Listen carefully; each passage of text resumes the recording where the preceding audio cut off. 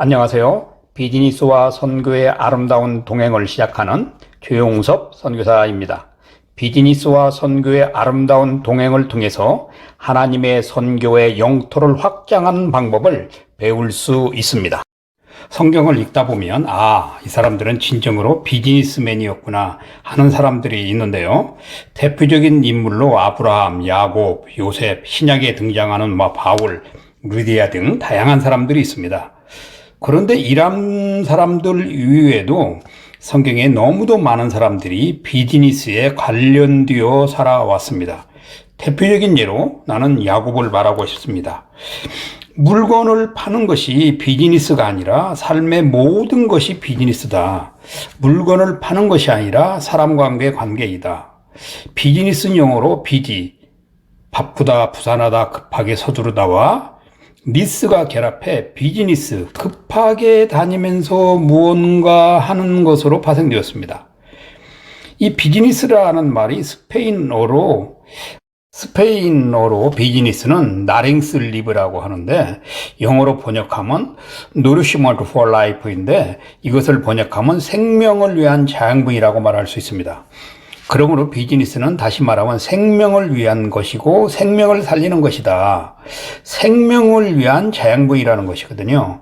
이 비즈니스를 우리는 선교를 위해 이미 아브라함 때부터 지금의 선교를 준비해 주셨다는 사실을 볼 때 하나님의 친밀하게 완전하심, 계획하심에 놀라지 않을 수 없는 것입니다. 비즈니스는 생명을 위한 것이다 말한 것처럼 우리가 왜 비즈니스에 목을 매는 것일까? 그것은 베풀어 주는 것이기 때문입니다. 우리는 베풀기 위해서 사업하는 사람들입니다. 이것이 비즈니스의 핵심입니다. 그런데 사람은 세 종류의 사람이 있는데요.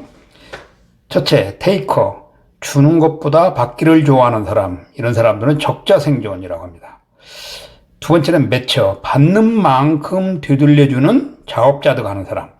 셋째는 기버인데요. 받는 것보다 주기를 좋아하는 사람, 살신성인의 정신을 가진 사람이라고 할 수 있습니다. 비즈니스 선교란 비즈니스를 이용해서 비즈니스와 함께 비즈니스와 동행하면서 선교하는 것을 말합니다.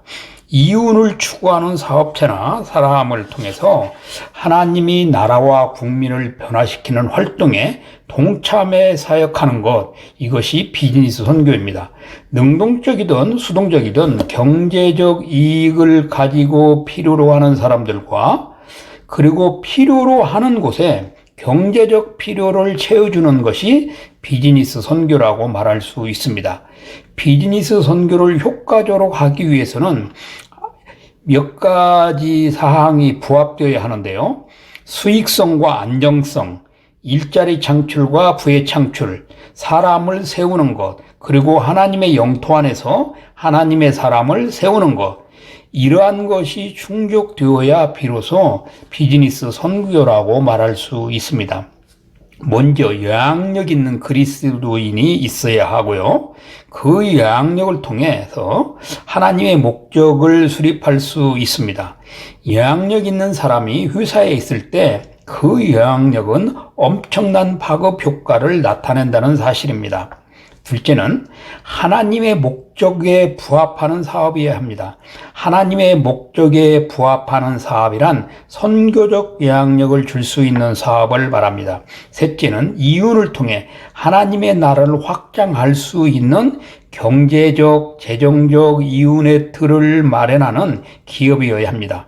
만약에 경제적 이윤의 틀도 마련하지 않고 하나님 나라 확장에 뛰어든다는 것은 군인에게 총은 있는데 실탄이 없는 것과 같습니다. 넷째는 소속 직원을 행복하게 하는 것입니다. 직원이 회사의 일원으로서 만족감과 충직함을 가지고 있지 못한다면 그 회사는 직원 관리에 엄청난 에너지를 소진할 수 있습니다. 그러므로 갑과 을의 관계가 아니라 사장과 직원과의 관계가 수평적 관계를 맺는 문화를 만들어 가야 합니다. 다섯째는 고객을 섬기는 회사로서 고객의 만족과 가치를 위해 부단히 연구하는 회사, 다시 말하면 고객이 회사를 존경해주고 키워주는 충성스러운 고객을 만드는 회사가 되어야 합니다. 여섯째는 기업의 문화가 하나님의 말씀과 목적에 부합한 사업과 사업자가 되어야 합니다. 이를 통해서 모든 회사의 직원들이 한 문화 속에서 정체성을 가지고 기업이 추구하는 목적을 이룰 수 있는 것입니다. 오늘의 강의는 여기까지입니다.